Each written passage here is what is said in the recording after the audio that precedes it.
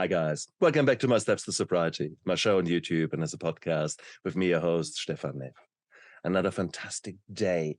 And the interview that I'm planning and that I've got the privilege of doing is actually so timely because I have got Josie Warren with me. Josie is a woman who has a focus on her mental health throughout her lifetime. She has been in the darkness. She has moved into the light, and I want to explore that. But we are talking today about the impact that chronic stress has on our life. And I must admit that the last few weeks and months, the stress levels in my life were quite increased. And to a certain degree, I'm paying the price for it. I have to put extra work in to actually reduce the amount of bloody sympathetic stimulation that is going on through my body. And therefore, I can't wait to hear Josie's take on how she actually dealt with not only her mental health, but with her physical health, but by actually focusing on the root cause of what was destroying and sabotaging her life for such a long time. Josie, thank you so much for coming onto my show. Thank you, Stefan. It's very nice to be here and excited to share with your audience. And Josie was here with me before. We were trying so hard to get this interview done, and it was so bloody stressful. That was one of the tiny little traumas over the thing, because we had a problem with our fiber, with the Zoom and everything. Everything was just chaos. And there we were, half an hour, 3/4 of an hour, really trying hard and failed. And that was sort of the classic, that was the last 6 months for me. So luckily, today we've got a wonderful connection. B, it just brought home to me how easy it is for us in our current life to be so constantly under stress that we just take that as a norm, take that for granted, and that is just so no, high time that we today talk about it. Josie, thank you so much for coming. I mean, your story though started differently. Nowadays, of course, you know so much. But when you were younger, when you were a little girl, I mean, how was your life then? Was it stressful? Was it traumatic? Was it dramatic? I would say, Stefan, that I had a very typical, very normal upbringing with the same kind of stressors that almost anyone faces. Things like moving or a sibling being born, changing schools, parents fighting. I dealt with my dad had an addiction problem when I was growing up, but things that weren't out of the norm of an everyday child. The problem with me is that I was just inherently not born well wired to handle stress.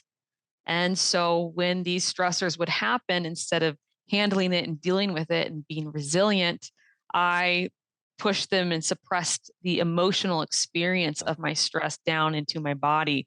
But, like every kid, just kept going forward and just kept pushing the stress in, and it layered and layered until I reached my tipping point. Yeah. What was your tipping point? So for me, I mean, I guess there'd be a couple different, if you're considering what kinds of conditions. So for me, for my alcoholism, that tipping point was right around the age of 16. Right. I started drinking when I was about 11 and just knew when I started drinking, and my dad was an alcoholic too. So it was just something that was more familiar to me. It was this amazing thing because here I was, someone who didn't know how to handle stress. And then all of a sudden I could drink a beer and I felt like that weight of the stress just dissolved, maybe for a couple hours, but it was like a magic liquid elixir. And I knew at that point, I said, this is for me. This is for me. I want this. I want to go down that path. So I know I chose addiction for myself at a very young age, but it was probably until I was about 16 when I had more consistent access to alcohol that it became much more of that addiction, that compulsion place. And again, dealing with life, dealing with stress.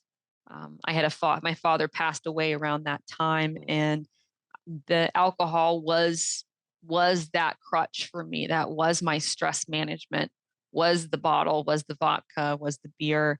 And then eventually continuing to suppress my stress, not only my emotional health, which I consider alcoholism addiction, but my physical health started to break down and started to get conditions like arthritis, Raynaud's, sinusitis. And by the time I graduated university, I had Hashimoto's thyroiditis, which was an autoimmune disorder.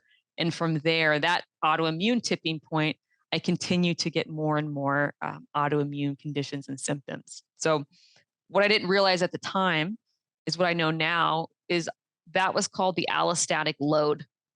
And the allostatic load is a term that talks about the progressive wear on our bodies as our physical, as our stress, emotional stress heightens. So the more emotional stress that I suppress throughout my life, you can lay it right over all of the physical health conditions that I was getting that were progressively getting worse. So the higher my allostatic load, the higher my suppressed emotional stress, the more serious and problematic the health conditions and mental health conditions were that I was getting. Wow. Wow. But of course, that is what you have figured out after a long period of, I guess, transformation, of learning, Yeah. of insights. So nowadays, with hindsight, it's very easy to see that. But when you were younger, I loved it how you said that when you're a child, what you're living through, regardless how horrible it is or how banal it is, how easy it is, that is your norm. So you don't know better. So to a certain degree, you're just getting on with it. May I ask were you at school? Were you good at school, or was it a challenge for you? Yeah, it's a great question. I was actually very naturally good at school.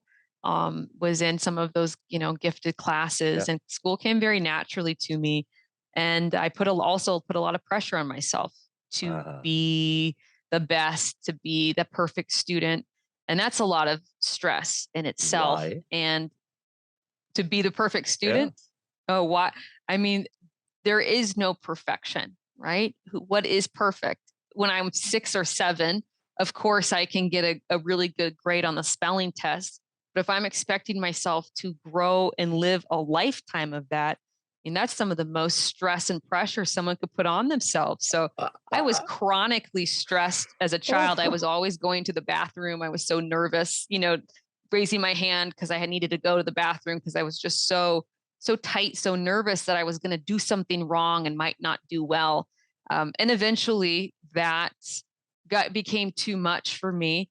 And I started to kind of go down the other route of saying, who cares with school? But at a core level, yes, school did come easy to me, and learning is something that I enjoy very much. I'm 56 years old, and Mm. it is now the very first time, the moment you spelled that out, I relived my childhood. That was me. Oh, That me was too. exactly Yeah. the pressure that I felt myself on. Unbelievable.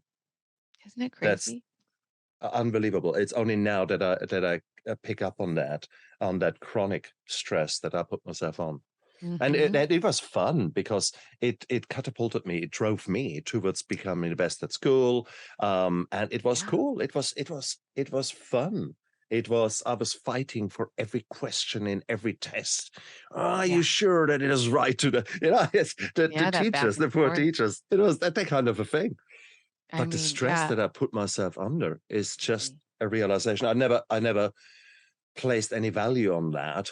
But now that I put that into the equation, bloody hell, of course, there was Oh, an good for underlying you. a pressure there that we put Yeah. on ourselves. I Was find, Stefan, oh, sorry. no, ladies um, first. Thanks. I do find that people like you or myself who've had, alcoholism in the past, or have had even, mental health conditions, or others with autoimmune, we're all kind of the same kind of people.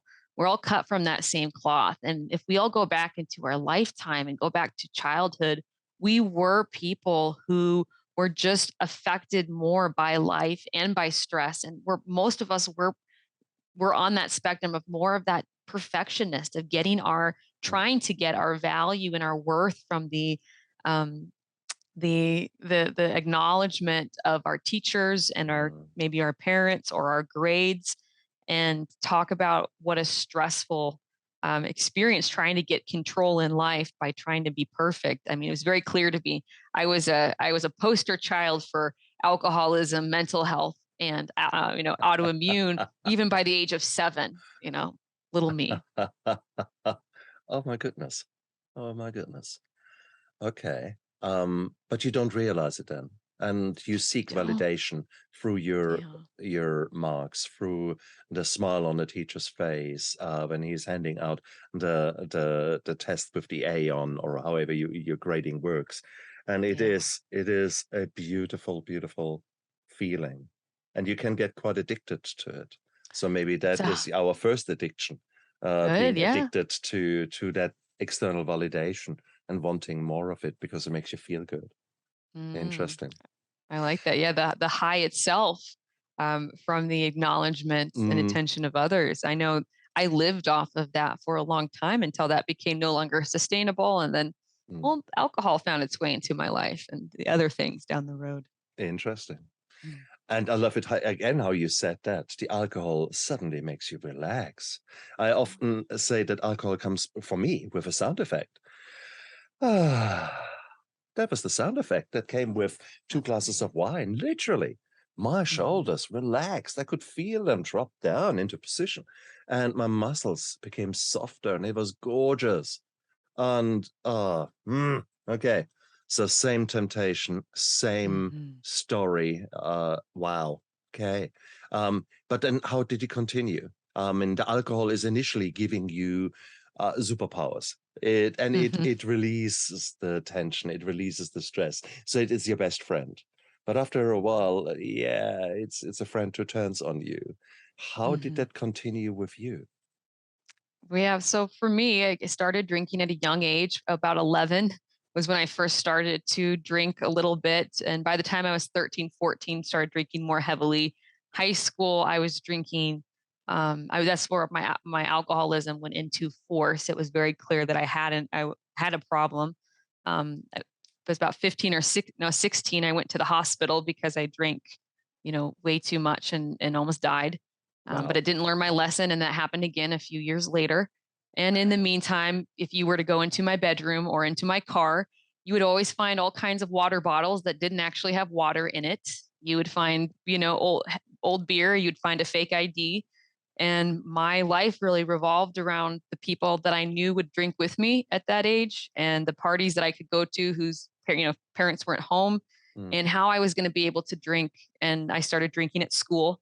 By the end of my high school career, I was pretty intoxicated most of those last few months, drinking after school. And my friends were the same way. I was with the party kids, so I said, and so I didn't really think that anything was different with me because my friends were doing the same thing that I was doing. We were just drinking and drinking because we didn't like who we were, because we felt ill prepared to handle life, because we all had a lot of different stressors that had happened in our life that we weren't actively dealing with.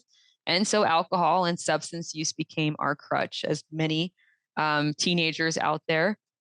But went to college, and it was very clear when I went to college, or for university, that my drinking was not in the norm of an average college drinker. That I came to school with alcohol in my suitcase, because I couldn't start school without alcohol.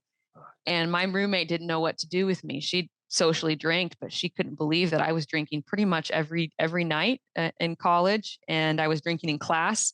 And I know for me, I was grieving. I was trying to deal with the loss of my home, and moving to whole different state, whole different part of the United States. And I was sad, and I was feeling a lot of loss. And so I used alcohol, which was always the only thing that I knew what to do, was drink. And I just kept drinking. We call a DUI. Was arrested for driving intoxicated when I was 19. Also had to go to the hospital again. So before I was even of legal age of drinking here in the United States, which is 21, I had already had a DUI, had been to jail, had a couple stints in the hospital. It was very clear to anyone that I had a very severe drinking problem. Was getting the rashes and had the whole physical reactions as well, that this needed to end, that it was going to kill me if I kept going down that pathway. Wow. Did you realize it? Yeah. I'm going to be honest with you, Stefan. Did I want to admit it? No. Exactly. But did I know it deep down? Of course I did. I just didn't want the party to stop. I did not want to have to face the music and have to deal with life sober, because I did not know how I was going to handle all the stress and all the suppressed feelings that I had suppressed throughout grade school, throughout high school. It was my crutch, and I was going to use it till I couldn't, but it was so obvious that I had a drinking problem. I mean, anyone could look at me and see it. I looked so unhealthy. Yeah. Oh, goodness gracious. Okay, you're like me, but you've just put it in a much shorter time frame. You squeezed it all in. That's as I can get all the alcohol I want to drink into a few years. Bloody hell. Mind you, a few years, you started 11, 12, and got serious at 16. Yeah, exactly. I was I was about 8 years in by the time, 9 years, by the time I even started to consider what would it look like if I didn't drink any, if I stopped drinking. Yeah. And for us, as a doctor, the way I was taught, when addiction really sets in, that's when your emotional maturity stops. So even if you are now in your 40s, but if you started being high and escaping your reality when you were 12 or 16, you are still a teenager from an emotional maturity point of view, of just living in a man or a woman that is much older from a biological age. I 100% agree with that. Exactly, and probably I was the same, because I didn't grow at all. I was full of anger and resentment. Were you a happy drunk, or were you a nasty drunk? I was a happy drunk that turned into a nasty drunk, but I was predominantly a nasty drunk. I was happy with a beer or two or three, or, kind of a baseline for me was probably six. So six drinks, honestly, that was a nice, cool, happy drunk. But once I got more into the 9, 12, maybe a little bit above that range, I just I got into the blackout, and I've just become nasty. Like, there was just this devil or demon that lived inside of me, and I would lash out viciously to people. It was a whole different person I know that came out. And unfortunately, most of the time I had the amnesia, didn't even have the memory to remember what I did or what I said. But it was just, I can still palpably feel that rage and that anger that would be unleashed when I had too many. Exactly. And normally that's the rage and anger that you focus on yourself. I mean, it is, were you talking nicely to yourself in your life? Or were you a nasty bitch every single time you did a little bit of something wrong, or you forgot to do something? You were probably, my educated guess, incredibly vicious to yourself.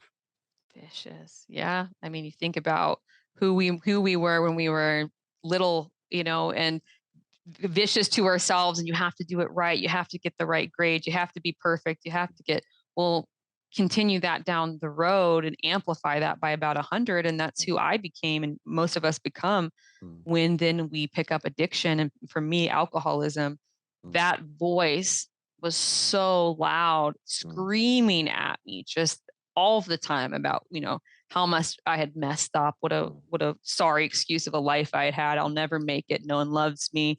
I'm not enough. No one, if anyone knew the baggage I had, they would never want to date me or be around me.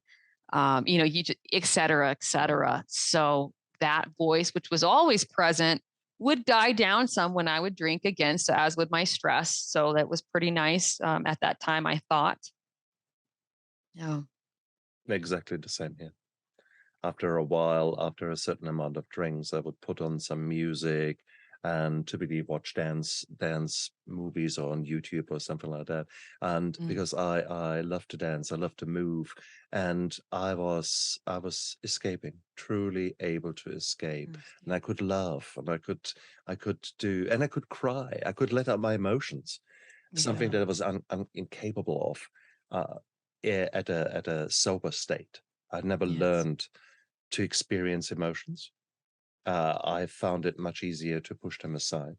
Let it Mm-hmm. be pain, which was dominant, or let that be any kind of other negative emotions, anything that, or even neutral emotions. I was striving for this sugar sweet Coca-Cola advertisement, always happy, always bouncy, Mm, always beautiful people around me. And it was fuck off. Oh God. The pressure I put myself under when I look yeah. back with hindsight was huge. But then Massive. this was what which was instilled by my parents into me. They were striving towards the same, with the same end Mm, result, failing to achieve that, keeping up yeah. with the Joneses, keeping up, doing this whole masquerade in public. We were very Mm, good in that in Germany, and there was a very high level of social norm. You have to be seen as something like that. Was mm-hmm. that the same with you in your childhood? Was there actually Yeah. from your parents? Was that handed down as well? That's a great question. That's one that Stefan, I've really grappled with over the years. My background is as a therapist or a counselor. Mm. And so my background and training for many years was always, and how I worked with my clients was always to look back and to look to our parents and our childhood for why I ended up the way that I did. And for me, it was very easy. I mean, bless my dad, he was such an easy target. He had addiction. So it was so easy to say, oh, of course I'm an alcoholic. My dad was an alcoholic. Of course I suppressed my feelings. My mom and dad did. Of course I have an eating disorder. My mom does. Of course I have an unhealthy body image. We have no food in the house and all we eat is sugar free because of my mom and how she is, or it's never ending. And so what I have learned for myself is actually a very different perspective Uh-huh. than what is out there. And so what I've actually learned, and this is just my experience, is that while my parents were the way that they were, I made the choices consciously that I did to become the person that I was, that they did not influence me. They didn't put the bottle in my mouth. They didn't suppress the emotions inside of me. They Uh, were doing the best that they can, but I Absolutely. chose to respond to life in the ways that I did. And I cannot blame or fault or even look to influence for my parents. That's been huge for me because when I was looking at them as the reason and cause for why I ended up so messed up for many years with my health and my alcoholism and I was a victim and I couldn't heal as a victim. Beautiful. Beautiful. I love it. Let's get that right, though. There are about 50 plus genes that contribute to us having a bigger than usual dopamine rush in Mm-hmm. response to certain stimuli. And that is what Right. makes us an addict. We get high, really high, and that is very addictive. Thank you very much.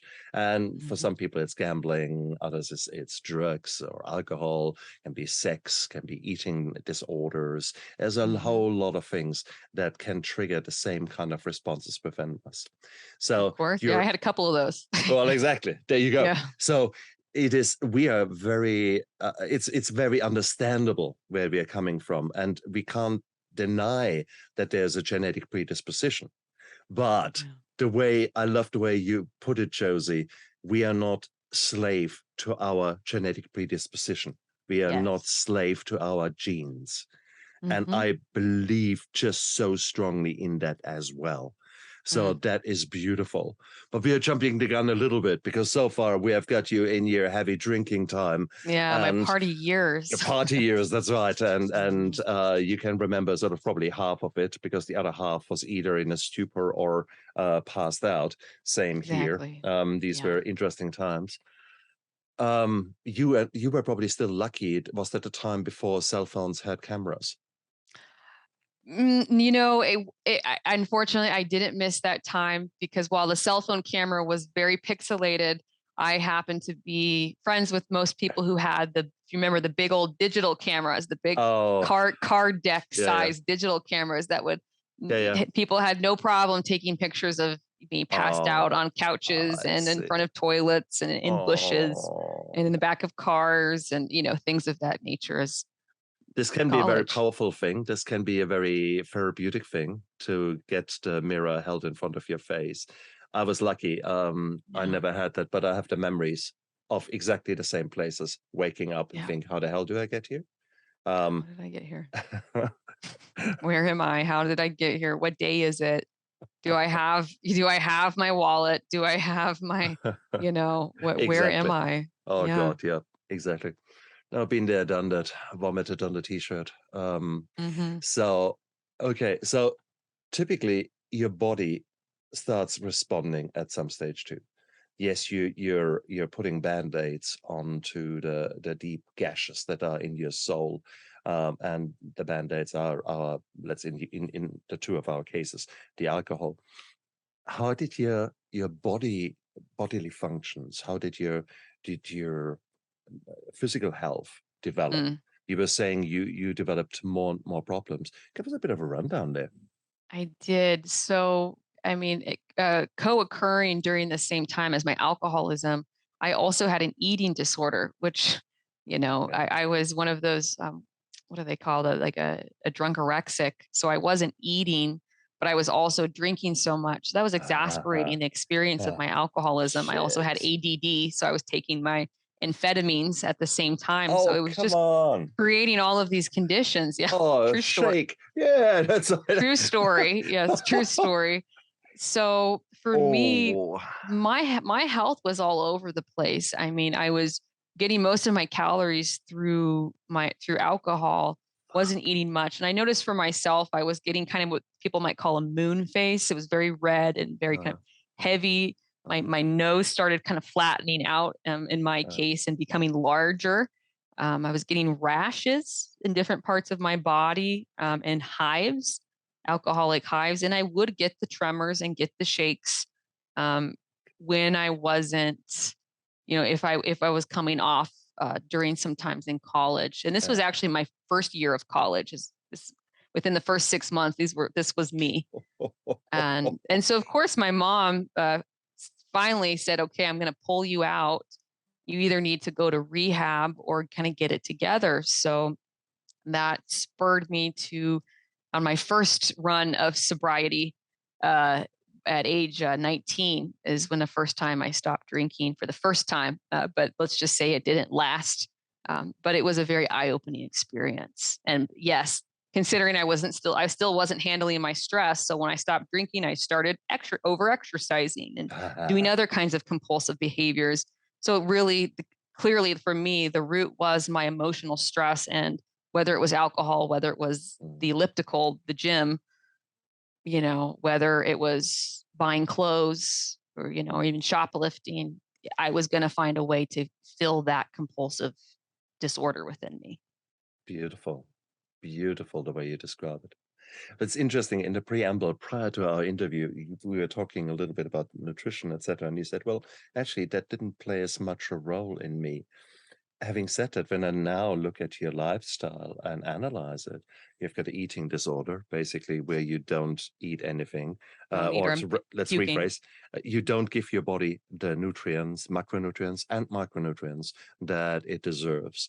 You are drinking heavily, so that the little bit that goes into your tummy is probably not getting absorbed so well.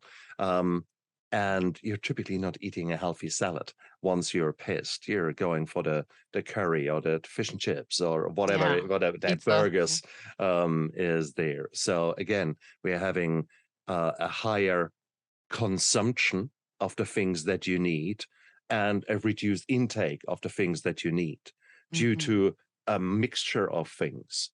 So, I mean, for me, no surprise, you're depriving your body of absolutely everything. And when I say you, we, because I'm as guilty as charged here. It was when I look at my nutrition and my probably eating disorder as well, compulsive overeating in my case, rather than the anorexia. that was equally just as crap. So you have got the stress, you have got a malnutrition, you have got our poor coping mechanisms and the way we act them out. Bloody hell. I mean, that's a devilish mix to harm our body. So what was the first thing that came? You said you had Raynaud's?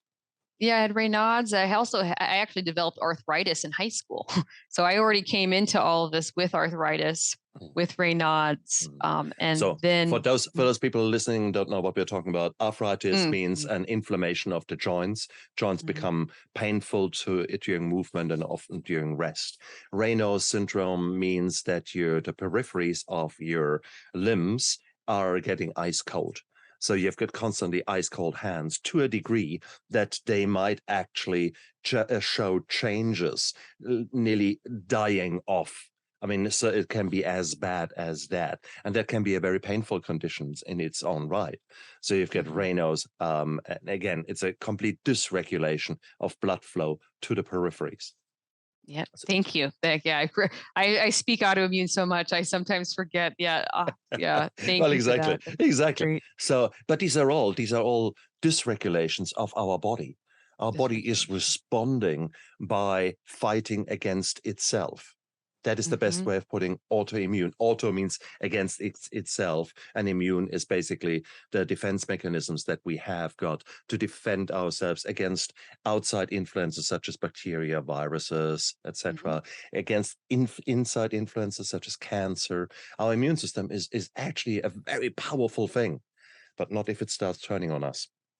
Then it becomes lethal. And that is exactly the trip that you were on.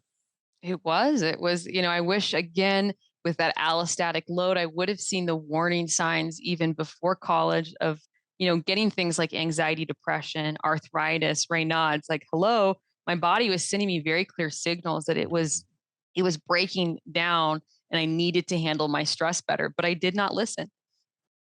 Kept drinking, did not listen, got sober, started over exercising, had some other compulsive behaviors, and started drinking again after I turned 21, thought I could handle it. Was still an alcoholic, but it didn't look as bad as the previous time. But hey, I was still an alcoholic. I was. And by the time I graduated, I developed Hashimoto's, the stress of graduation and going out into the world, not knowing how to handle it, not feeling prepared to handle myself in life and who I was going to be and how I was going to take care of myself. I graduated college, moved right back into my mom's house. This was during the Great Recession here in the United States, and slept on the couch. Yep, that was about 2000. For me, it was 2010. Right. Towards that end, slept on our couch for 2 weeks, couldn't move, couldn't do anything, and so he got me checked out, and I had Hashimoto's thyroiditis, and it was very much a quick downhill slide from there in terms of my health, and my food allergies and sensitivities, and and continued to be an alcoholic during that time. So life sent you messages, lots of them, the universe, God, whoever, whatever you believe in, the spaghetti monster, sent you messages, including finally taking a 2x4 and hitting you over the head, left, right, and center. And we are thinking, just give me a sign. Just tell me what's wrong. So there's the denial. We don't want to see what's actually happening. What did it take to finally, for you to realize that stress was playing a big role in the whole creation of many of the problems that you had? Yeah, I wish, Stefan, that I had listened to the pipe hitting me sooner. I didn't.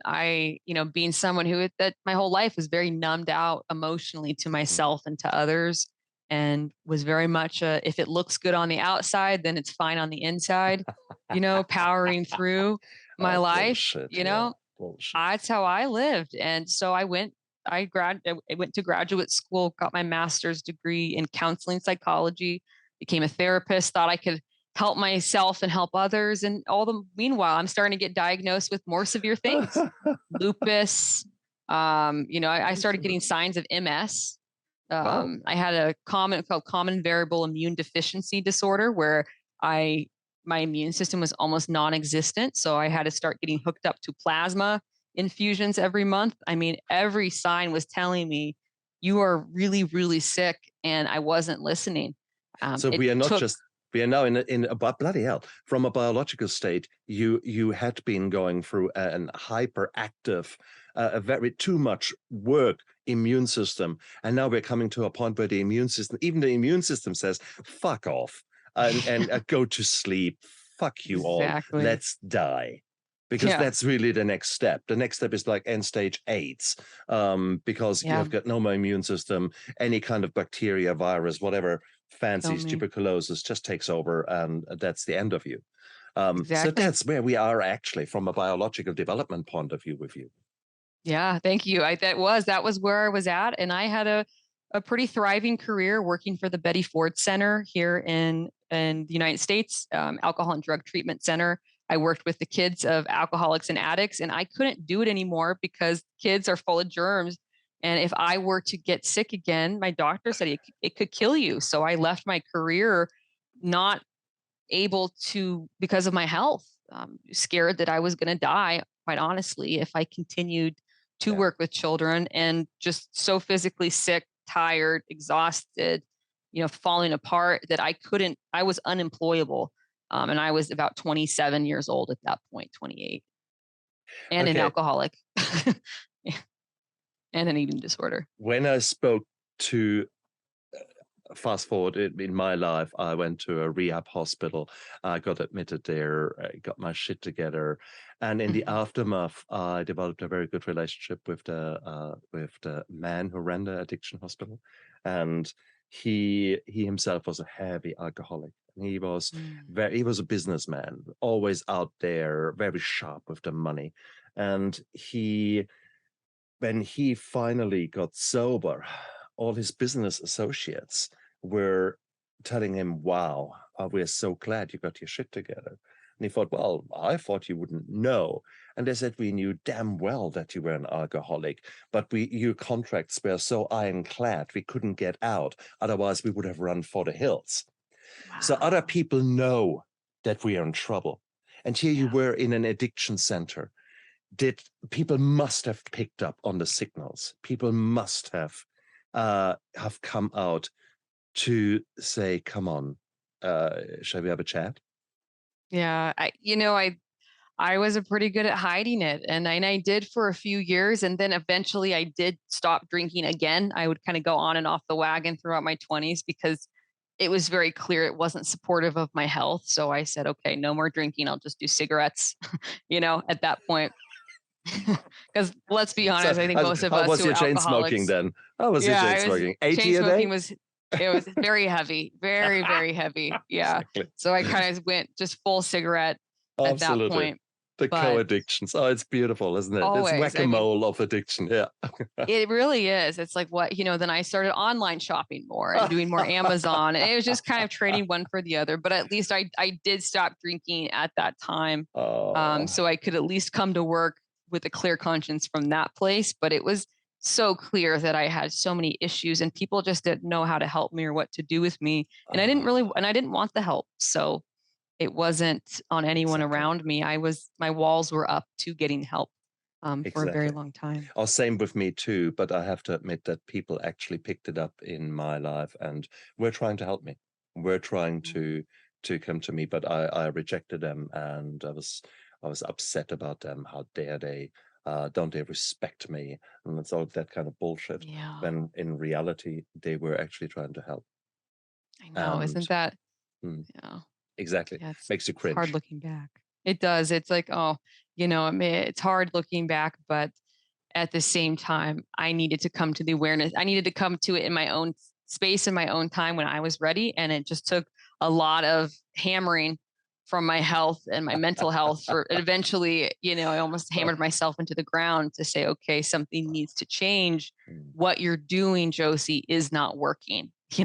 My yoga and my therapy sessions with my therapist and my, health, clean eating, and not to say any of those aren't helpful for people, but it was not working for me to get rid of these conditions, period.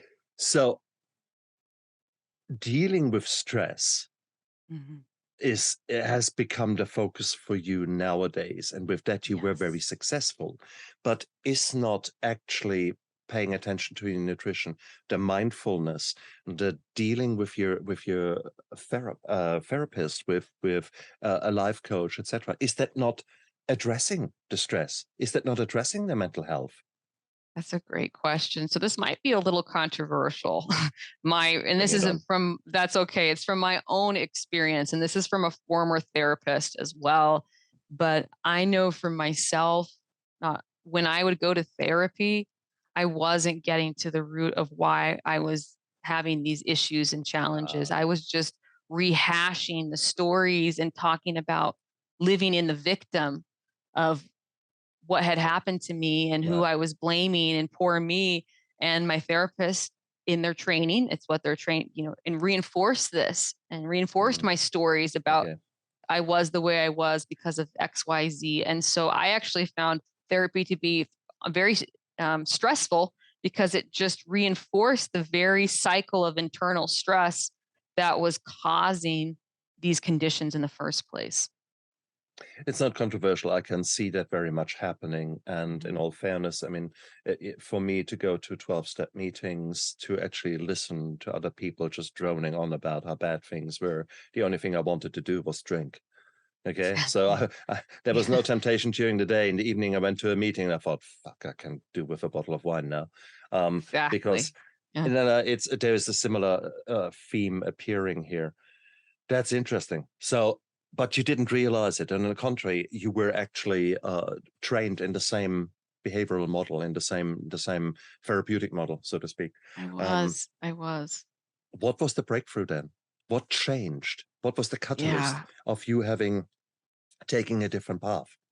That's a great question. I left my career as a therapist because I physically and emotionally couldn't handle work anymore. And it was very clear to me if I was going to save my life, I needed to make my health my priority and Mm. find something for me because I hadn't found it yet. And I had done all of the protocols, the diets. I was on probably Mm. 15 supplements. I was on medication. Uh-huh. I'd seen the top specialists in my part of the country.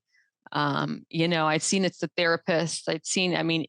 What else was there for me? I knew there had to be something else because nothing was working. And I happened upon a practitioner here where I live in Colorado, Denver, which is more out in the West in the United States. And they said, "Hey, there's a organization that works with people like you who have all these chronic illnesses." And I consider, again, mental health and addiction also chronic illness Mm. that doctors don't have explanations for. And I said, "Well, that is me. I Mm. fit that bill." And so I came to the center, and it's called a new Life Center, ANEW Life Center. And I met with the founder, and he let me know that they were having a chronic illness study for people with chronic illnesses. It was going to go on for a year, and invited me in and said, "Hey, if would you be part of this study that we're having? You're a great candidate because of all the conditions that I had." Yeah, you And ticked I all the said, boxes. I said, "Sure." Yeah, I said, "Why not?" But what really stood out to me in that meeting with him was he was the first person to really look me in the eye and look at my big stack of paperwork and not give me any pity or sympathy, but to very bluntly say, "Why are you doing this to yourself?" And he said, "You're doing this to yourself, right?" And it was just like a cataclysmic shift happened inside of me. And I said, oh my gosh, he knows. Someone knows my secret.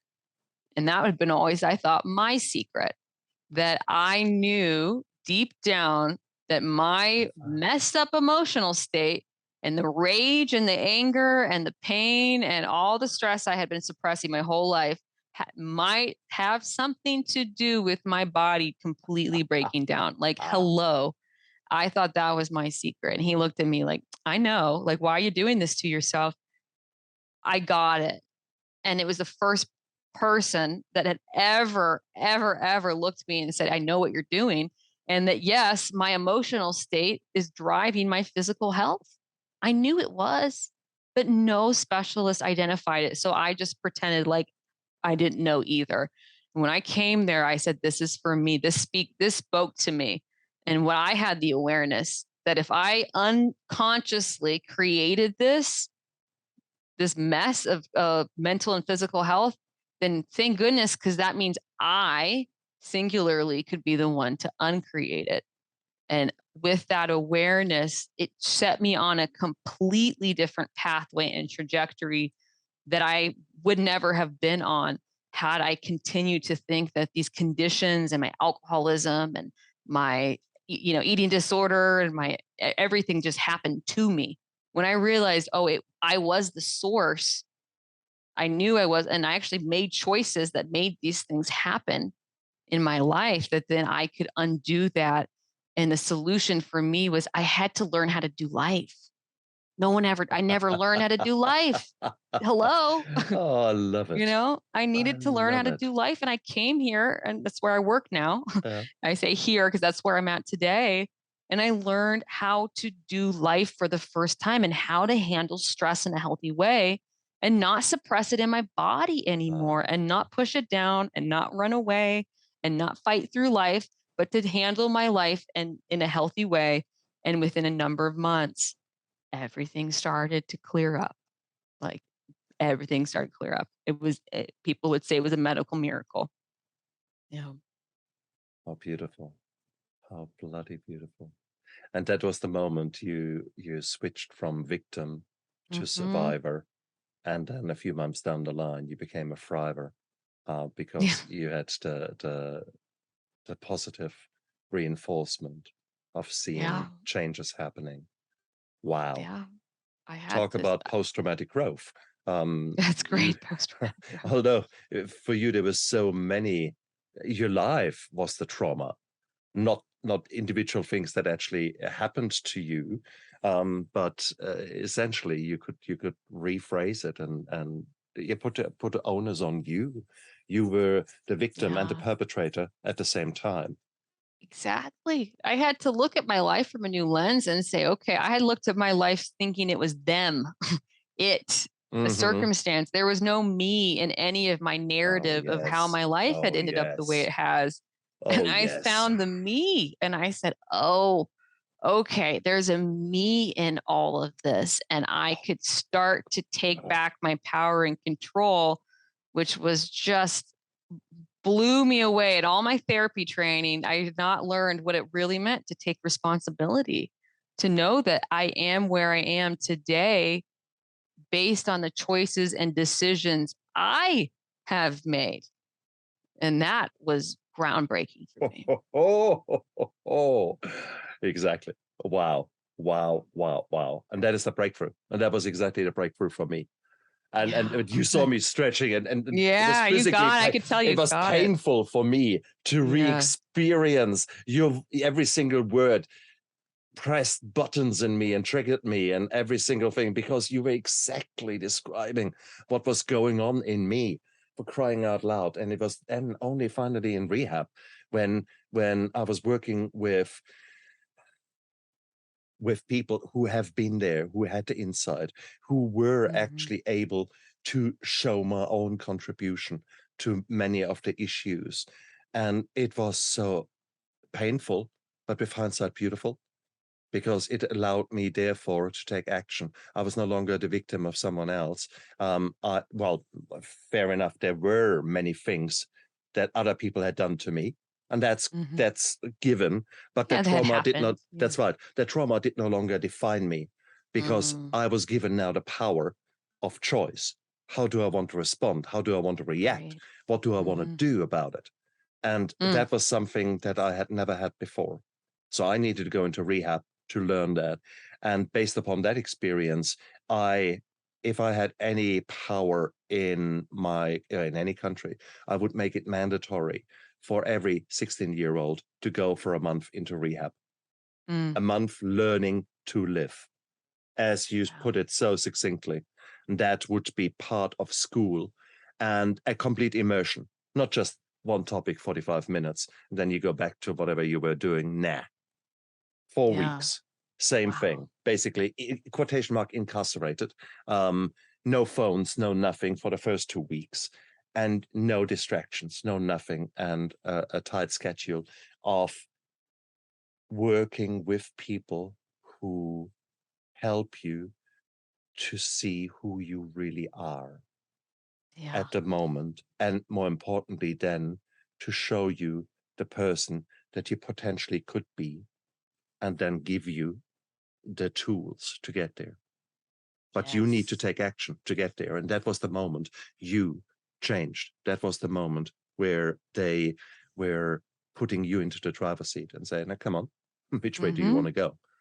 Exactly. I had a huge shift, just like you. It threw me upside down Uh, and allowed me to look at life in a whole different perspective, and allowed me to start looking at the me that had always been there, and the choices that I had made to get me to where I was. mm, And it really empowered me to realize what I do matters, and my choices and behaviors create the life that I have. mm, And it's up to and I also had to learn very much a piece of this. I had to learn a whole new perspective on stress and life that I had not learned, that was instrumental in allowing my body mm, and my mental state to heal and self-repair too. mm. How do you make someone realize that? That is, for many of us, when we are in the trenches, that's our normal life. We don't see Mhm. under the amount of stress that we're under. We don't see the implications of it. So how do you make someone see? Well, I always tell people this is definitively that, and this is my perspective, that if someone has a addiction issue, if they have a mental health condition, if they have an autoimmune disorder, then that's a very clear sign that we are under an incredible amount of chronic stress, and that we're Mhm. not handling stress well. That is my kind of, Okay. I call it black and white, that if we have these conditions, it's a clear cut sign, unequivocally, that we are not handling stress, and we have an overload of suppressed stress that's Mhm, mm, causing us to stay in more of a sympathetic, mm, fight or flight state. mm, And there's no around that. So, I'll meet people who say, but I'm not stressed. My life is this, my life is that. I said, that's fine.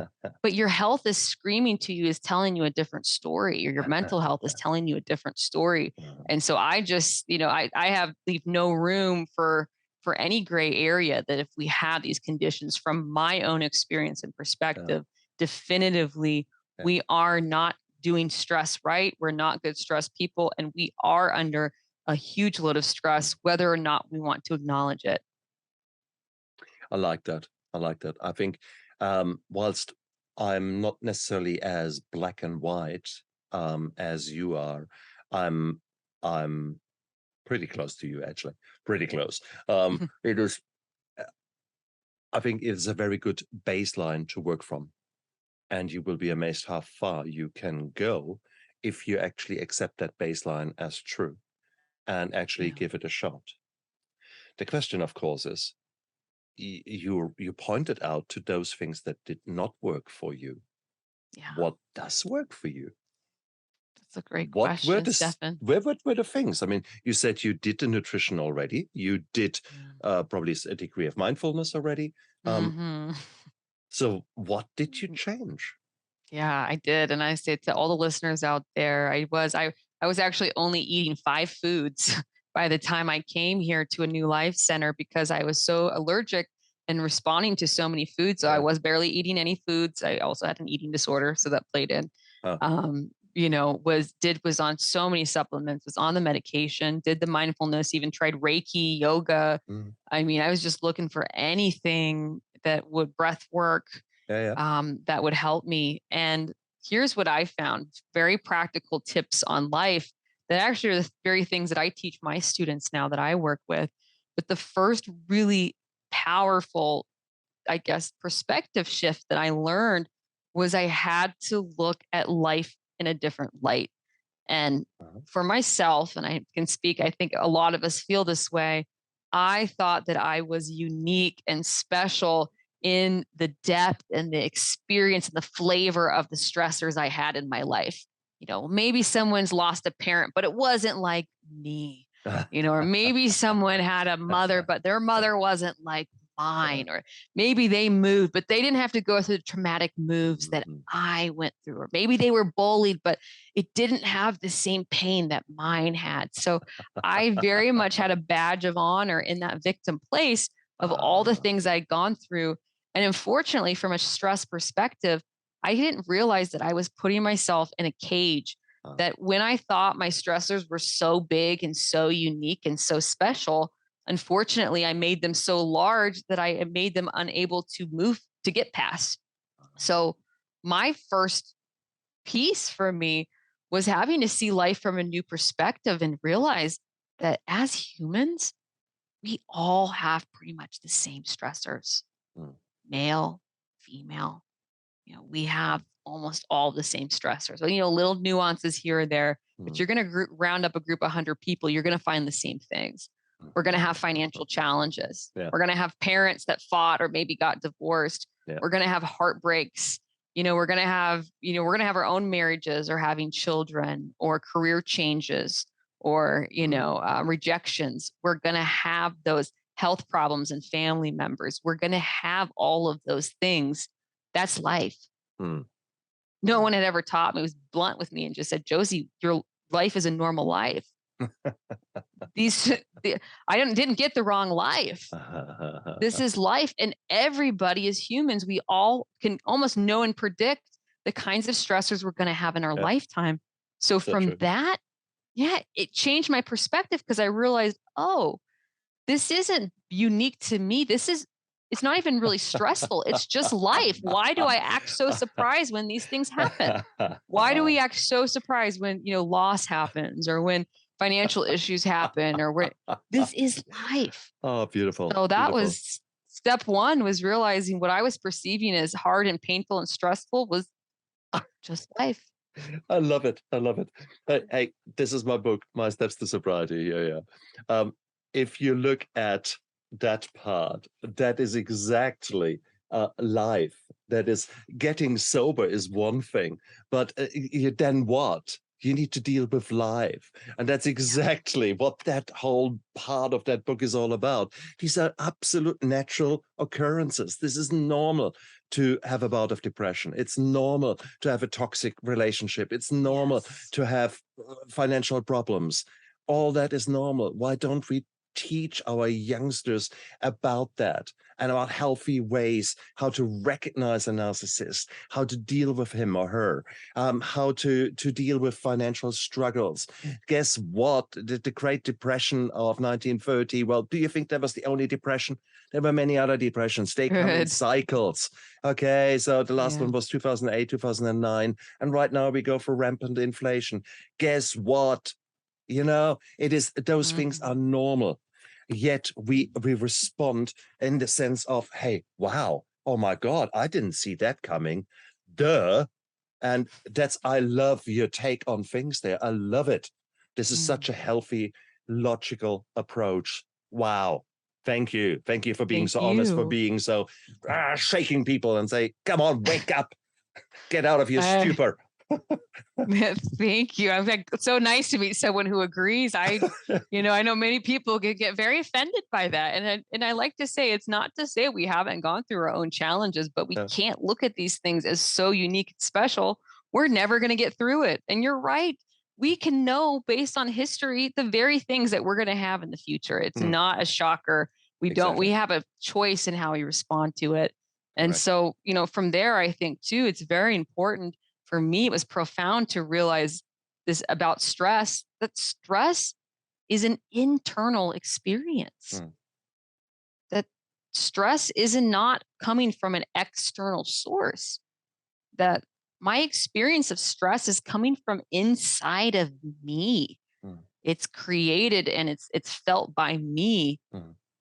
And if you think about, and I know many people have different reactions to flying on an airplane. And it's the same stimulus, right? It's flying on an airplane, but you think about the different reactions different people can have. And people like my grandma who might take medication because she has such a stress response, or someone like a friend, I know she doesn't even fly, or people like my sister who loves to fly and is more comfortable in the air than on land. So we all have these experiences where we can say, wow, we all did the same thing, but everyone had a different stress response. So definitively, these things are not giving us stress. Stress comes from us. It comes from inside of us and how we feel and experience ourselves. And these events or circumstances shake up how we feel, but stress is from us. And if it's coming from us, then there's something we can do about it. If it's coming from an outside source, then that's out of our control and there's nothing we can do about it. Beautiful. For everyone, or for anyone out there who says, "No, that's bullshit, rubbish, I don't believe it." Think about your public speaking. And those of you who have done it a few times or like me, who are now here in public, I was absolutely, I mean, I would have been sweating just standing in front of a crowd. I would be tongue-tied. I was an awful public speaker because there was so much stress there on me. Nowadays, I know how to switch that off and actually enjoy the same experience that was previously virtually paralyzing me now gives me joy. So therefore, you can't tell me that you cannot change the narrative. You can change it, because now we're going to put you into the driver's seat. You have the power to change things. You're no longer the victim. You are a person who can make changes. And that is a position of power. And that's an approach I love of you, Josie. You're making that a very different experience, whatever it is. It might still trigger your sympathetic nervous system, and your chronic cortisol and levels might still be challenged. Okay, but the whole overall experience you can turn around, and that's power. Yes, I love that. It's true. I can talk more about this this is a whole nother conversation, but yes, this experience behind the curtains in our body, it does move us to a baseline, a parasympathetic state. So while you might get worked up as time to time, as normal humans do, as we learn how to handle life and stress in a healthy way, we can go back to a baseline of parasympathetic living, which is where our body is in homeostasis and it functions properly. We need that. We need that. So those of you who are still caught in the trap of having to keep up with the chances, having to appear in a certain happy, always go, wonderful, beautiful life, I'm sorry, that is not sustainable. That is, you cannot be always high. That's a treat from now and then that you get that kind of acceleration of your life, but it's not sustainable. Up there, no healing happens, both on a physical and on a mental level. It's an artificial, crazy state up there, but you need to come back down to a level where your parasympathetic nervous system can now calm things down, and that is where you heal. Where your body says, okay, bloody hell, all the craziness is over. Can we actually focus back on normal? Where are the cancer cells? Oh, over there. Let's kill you. Or where's the inflammation? Ah, over there. Hey, boys, let's go over there and let's fix that. So that is what happens in your sleep. That is what happens in those times when you calm down, however you achieve that state. And there are multiple ways how you can achieve that state. But it's very achievable. Most of us, however, have never learned to do that. And we are not being taught at school, or in most schools. We are not being taught in our adult life. Unless you actually come to a point where you're sick and tired of being sick and tired, you're actually not exposing yourself to really working towards that goal. Many of us buy self-help books, and there's a beautiful statistic. I think it's something like 90% of the self-help books that are bought are never opened. Now, I was in the 10%. I opened them. I often read them, but did never act on them. Right, so, just put them back on the shelf. Exactly. So it was awful. So how can we make people nine? How can we give people back the power of taking action? That's beautiful. It's very simple. And it starts with a word that we've all heard, and it's called resilience. But don't tune off anyone who's listening. I know you've all heard resilience before. Yes, it's a buzzword. Yes, I got tired of hearing about it too. But what the experts on resilience don't realize is that they don't really know what resilience is or how to grow and build it. And I'll talk about that in just a second, because resilience is the key. It's the key to healing our bodies. It's the key to resolving our chronic stress, which is the reason why we get these, from my perspective, get these conditions in the first place. And so what I like to share with people, which is so straightforward and obvious, is that resilience is paramount to who we are as humans. It's our most natural characteristic and quality. Our resilience, which is our ability to be adaptive and to bounce back in times of stress, is the reason why we are the dominant species in the world today. Why we have made it these thousands and thousands of years when other species haven't. It's our innate, strong ability to be adaptive, to bounce back in times of stress. It is our resilience. And so when you think of our ancestors who had to flex and grow that resilience every day based on the life that they had, you know, the saber-toothed tigers that they had to face, of the water they couldn't find, of where their food was going to come from, or making a fire, you know, or finding shelter. In our modern society here, we have the easiest life that almost anyone has ever had in the history of the world. We have literally everything at our fingertips. I could just press my pointer finger and can have, you know, Thai food or Indian food delivered to my house in a matter of 25 minutes. Or, you know, if I need a new couch, I can order it with 2 clicks. If I wonder what the weather is, I can look it up online. If I'm worried about a family member, I can call or text them. I mean, we literally don't have to grow and activate our natural resilience. And unfortunately, that's caused us as humans not to be able to handle life and stress very well. Absolutely. So the key is to grow and build our natural resilience like a muscle. We just have to activate it and work it more. And what I found actually fits into one of the first things I shared, which is knowing that stress is just life. We need to thus go out into life to grow and learn, not hide away from it, which was which is resilience atrophy, which caused us to be fragile. Not try to run through it, you know, not try to ignore it, but to open our hearts and go out into life to the very things that we used to hide from, to grow and build our internal strength and our natural resilience.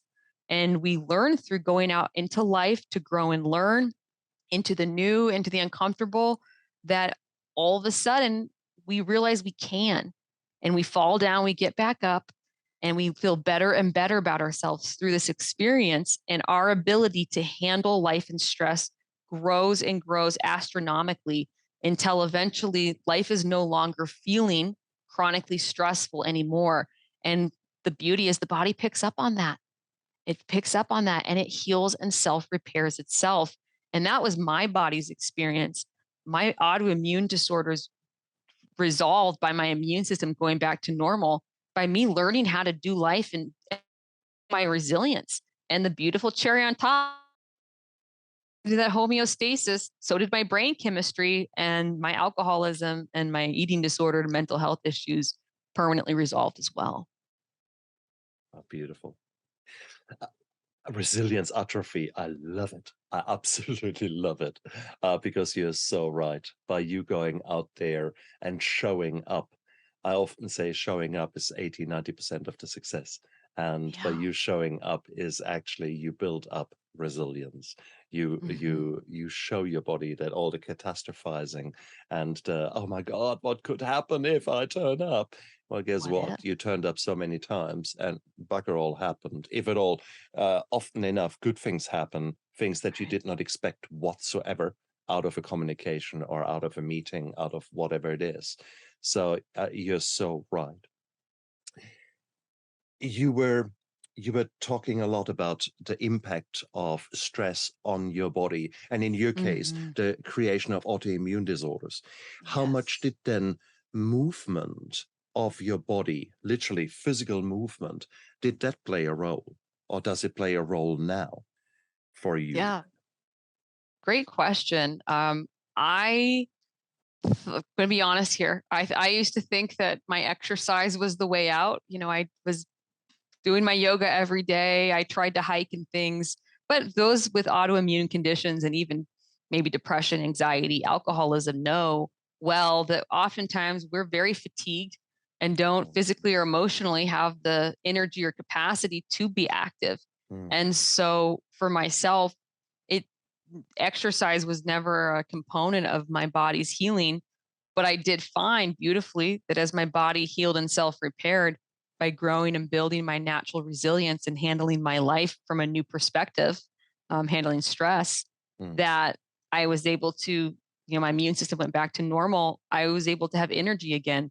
My symptom of fatigue went away. And so just naturally as a byproduct, I started doing things like hiking and paddleboarding and skiing and things I never had the capacity emotionally or physically to do before I started mm, to do. So, mm. yes, I have definitely incorporated a lot more movement into my life, but it was just a beautiful after effect of getting my life back. Beautiful, beautiful. And it is your story shows that you can come from a very different angle towards the same outcome. You were able to come back into tune with your body and Hmm. to heal your body by focusing on the stress. Other Hmm. people, they come from a nutritional point of view and then explore that world of recovery, of being a different person. Other people start with trauma focused yoga and release some of the tension in their body and then come towards the ultimate end goal of reaching that parasympathetic state where we all can start healing and where we all can be better humans, essentially, the best humans Yeah, that we possibly can be. So true. there is never one single answer that fits everyone. That's absolutely clear. You And know, you were pointing towards some of the things that maybe people were fighting you on, where they had different opinions, different beliefs, yeah, where people say, "No, for me that didn't work."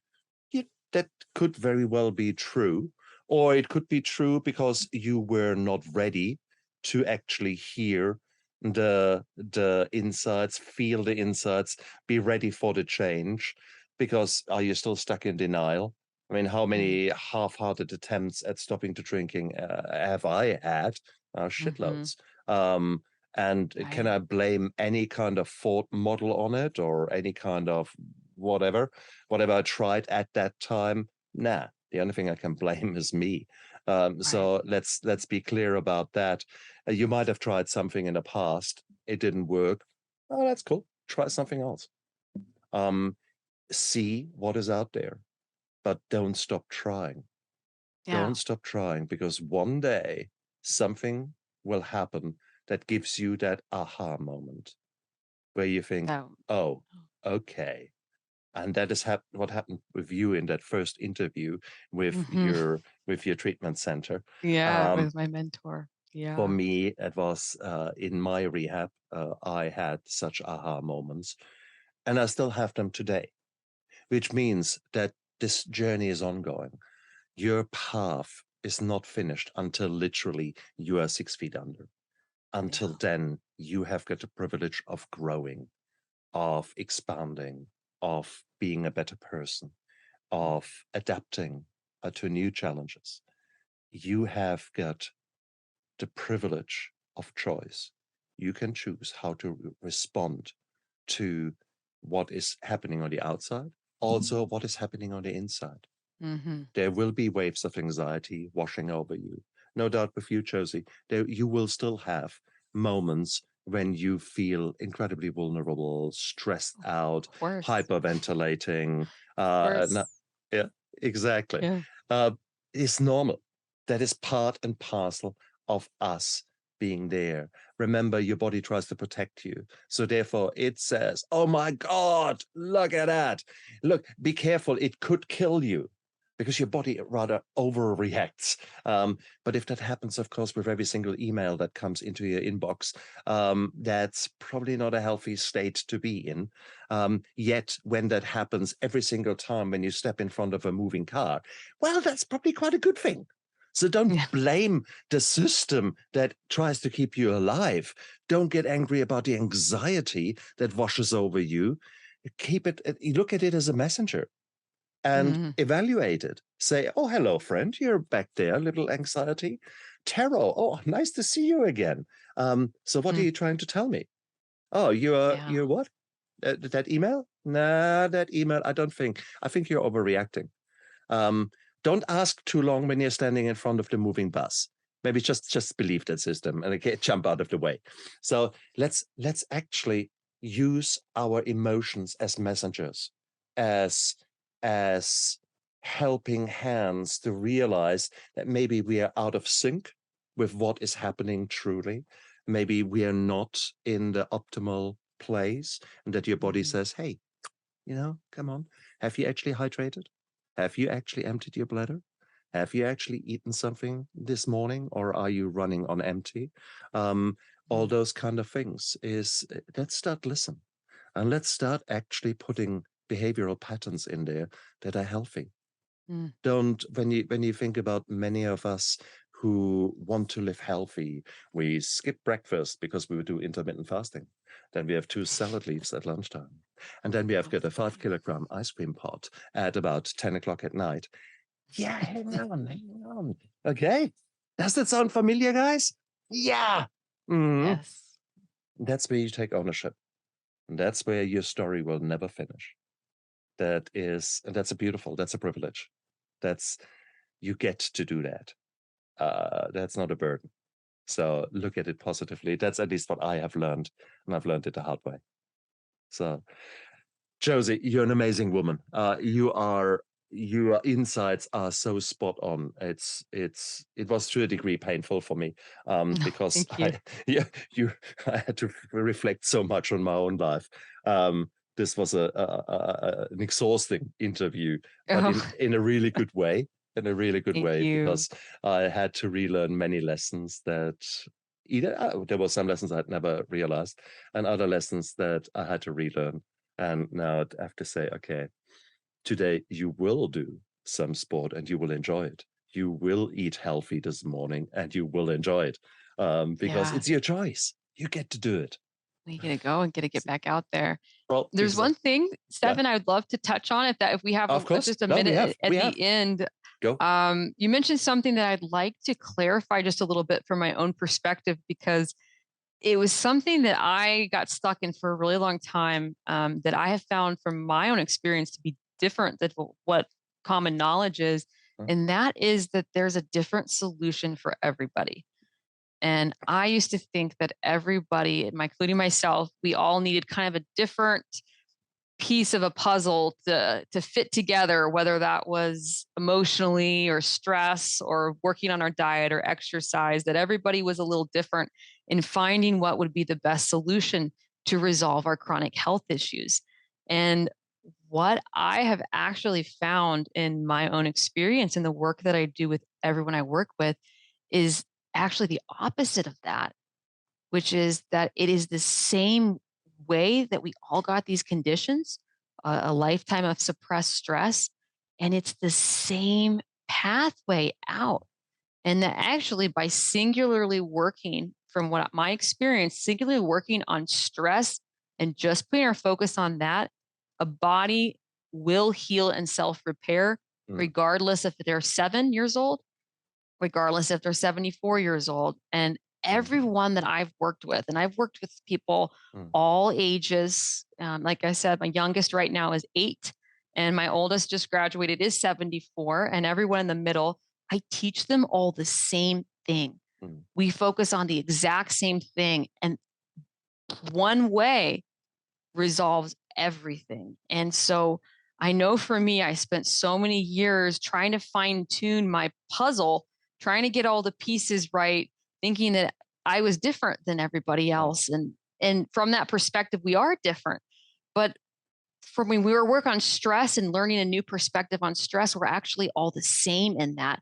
And the teaching is the same. So my experience is that actually there is one way to get us to heal and self-repair so that we no longer have these conditions anymore. And I know that to be true because I see it in all the students that I work with, and they're all completely different. And so, you know, for me, if there's a huge difference between if I have to eat something or consume something or physically do something, that's actually what we call symptom management. And symptom management means I still have my condition, but I'm working to manage the symptoms of it to make my life better. And that is where nutrition and exercise and mindfulness and things fall into symptom management. But when we actually work on the true root cause, which I know from my experience is stress, we can actually fully resolve these conditions and no longer have to manage them anymore. And that's just one pathway for everybody. So again, a different perspective than what's out there. But I like to share that because symptom management is lifelong. There is no permanent way to resolve our conditions.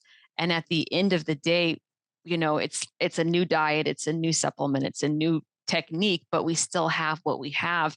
And I like people to know, hey, you don't have to have these anymore. Like, I don't have any autoimmune disorders anymore. I can drink as a normal social person now. I don't have addiction. I don't have an eating disorder. This is not what we're taught. And I want people to know chronic health conditions can permanently be resolved. They don't have to be managed. Beautiful. Beautiful. If people want to get in touch with you, if people want to know more about you, where can they find you? Yeah. So we talked about this a little bit at the beginning, but my niche, will say, my focus is Hashimoto's thyroiditis, an autoimmune disorder that affects the thyroid because it's like one of the most common autoimmune disorders in women today. That said, the work I do works with all people. If you have a chronic health condition, whether that's addiction, mental health, or things like chronic pain, migraines, fibromyalgia, asthma, other autoimmune, everything works with that one path that I teach in terms of stress and chronic stress. And so I'm saying that because people can find me at my website, which is thehashimotosexpert.com. But know, and I'll spell that out, that just because I'm talking about Hashimoto's, I'm speaking to all of us out there with chronic health conditions. And so my website is www.thehashimotosexpert.com. And you can reach out to me if you're curious about how to fully resolve these conditions. And like me, maybe what you're doing isn't working and you're ready to just get your life back again. You can find me at Josie, which is Josie, at the Hashimoto's Fix, THEHASHIMOTOSFIX.com. So hope to hear from all of you. Guys, look down there into the description of the YouTube video and of the podcast because all the information is there. Beautiful. Wow, Josie, what an amazing interview. I love it. I love it for so many reasons. And you're giving hope to many, many people out there because these chronic conditions, they reduce the quality of our lives so tremendously. And by putting us back into a position where we can take intentional, conscious action into what's the right direction in our life, and we can improve our life, that is priceless. That is no money would come close to what actually this newfound freedom from a chronic disease reflects. And everyone who has been in that boat will know that. So, wow. Guys, look down there again and click those links and get in touch because you've got one life. And, you know, there is so much to be gained with that freedom of being in control. That alone is powerful. And now imagine a life without the pain or with much reduced pain, a life where you don't count your steps in hundreds, but maybe now in thousands, because you actually feel like it. You're not chronically tired. The chronic fatigue of chronic disease is just a fog that is awful. The freedom is waiting for you. So don't hesitate. Josie, thank you so much. You're a gorgeous guest anytime. And I don't think this is the last time we have spoken, because there's so much we can explore, so much how we can help people to see the way out of the darkness. So thank you so much for being on my show. And you guys out there, look after yourself and live with passion. Bye. Thanks for having me. Always. Appreciate it. Bye.